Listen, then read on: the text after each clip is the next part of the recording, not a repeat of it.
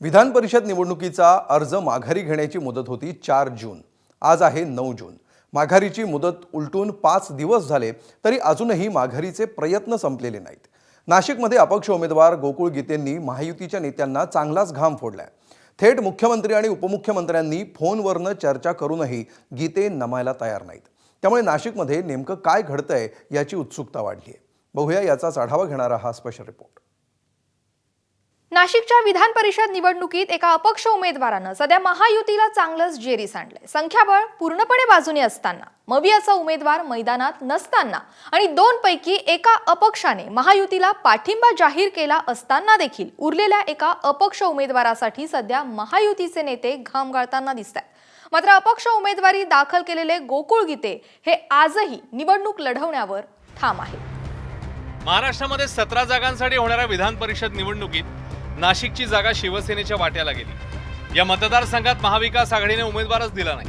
अर्ज मागे घेण्याचा दिवस उलटून गेल्यानंतर इथून महायुतीचे उमेदवार नरेंद्र दराडे आणि 2 अपक्ष उमेदवार प्रसाद हिरे आणि गोकुळ गीते मैदानात उतरले. यापैकी प्रसाद हिरेंची समजूत काढण्यात महायुतीच्या नेत्यांना यश आलं असलं तरी गोकुळ गीतेंची समजूत काढताना शिवसेना आणि भाजप नेत्यांची चांगलीच दमछाक होतीये.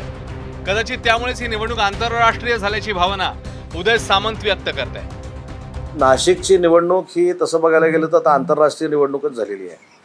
जे 2 अपक्ष होते त्याच्यातले प्रसाद बापू हिरेंनी काल शिवसेनेच्याच म्हणजे महायुतीच्या उमेदवाराला पाठिंबा दिलाय. आणि मी काल देखील सांगितलंय की मी फार आशावादी आहे, मी फार सकारात्मक आहे. त्याच्यामुळं पुढचे जे उमेदवार आहेत गोकुळजी गीते ते देखील सकारात्मक निर्णय घेतील याची मला पूर्ण खात्री आहे. गोकुळ गीतेंची समजूत काढण्यासाठी थेट मुख्यमंत्री फडणवीस आणि उपमुख्यमंत्री शिंदेंनीही त्यांच्याशी फोनवरून चर्चा केली. एवढंच नव्हे तर उदय सामंत पुन्हा एकदा नाशिकमध्ये दाखल झाले. यापूर्वी सामंतांसह गिरीश महाजनांनी गीतेंचं मन वळवण्याचा प्रयत्न केला. मात्र गीते आपल्या निर्णयावर ठाम राहिले. पण मतदानाला अजून काही दिवस बाकी आहेत, त्यामुळे शिवसेनेने अजूनही आशा सोडलेली नाहीये.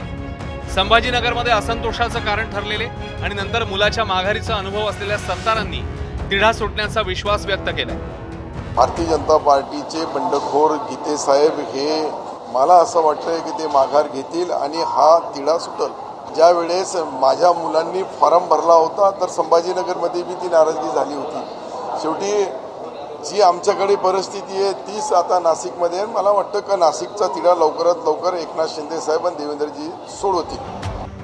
गोकुळ गीतेंच्या मनधरणीचे एवढे सगळे प्रयत्न कमी पडले म्हणून की काय, महायुतीचे उमेदवार नरेंद्र दराडेंचे बंधू किशोर दराडे यांनी गोकुळ गीतेंचे बंधू गणेश गीतेंची भेट घेतली.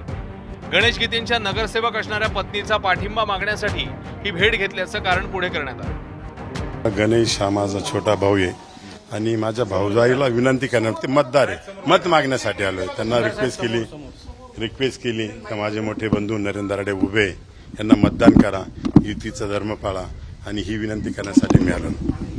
नाही, मुळात गोकुळ सुद्धा माझा छोटा बंधूच आहे. त्याच्याशी सुद्धा मी विनंती करणार आहे का महायुतीची उमेदवारी नरेंद्र दराडे यांना मिळालेली, तूही मदत कर आणि याचा निर्णय तू घे.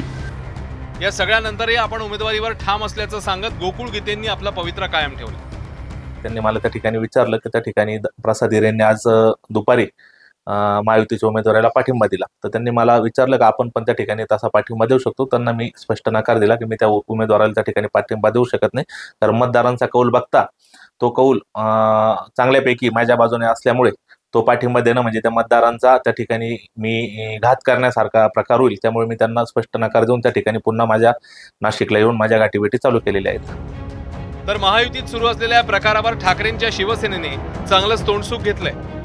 मोठा भाऊ कशा पद्धतीने लहान भावाला छळतोय किंवा लहान भावाचं डिस्केट कसं करण्याचा प्रयत्न करतात हे आपण बघतोय. त्यामुळे या सगळ्या गोष्टी ह्या निवडणुकी झाल्या असत्या त्यांनी म्हणून देत, परंतु ते काय सत्तेच्या बाहेर जाऊ शकत नाहीत आणि त्यांचे नेतेही सत्तेच्या बाहेर जाऊ शकत नाहीत. उदय सामंत, गिरीश महाजन आणि दादा भुसे असे 3 मंत्री गेल्या काही दिवसांपासून आपल्या मंत्रालयाचं काम बाजूला ठेवून गोकुळ गीतेंची समजूत काढण्यात व्यस्त आहेत. त्यात गीते बंधू आणि मंत्री गिरीश महाजन यांची जवळीक नाशिकच्या वर्तुळात सर्व परिचित आहे. इतके प्रयत्न करूनही गीते माघार घेत नसल्यामुळे शिवसेनेची संशयाची सुई आता महाजनांकडे वळल्याचीही चर्चा सुरू झाली आहे. पुढच्या काही दिवसात शिवसेनेचा संशय वाढत जातो की गीतेंच्या माघारीतनं दूर होतो हे लवकरच कळेल. ब्युरो रिपोर्ट, ABP माझा.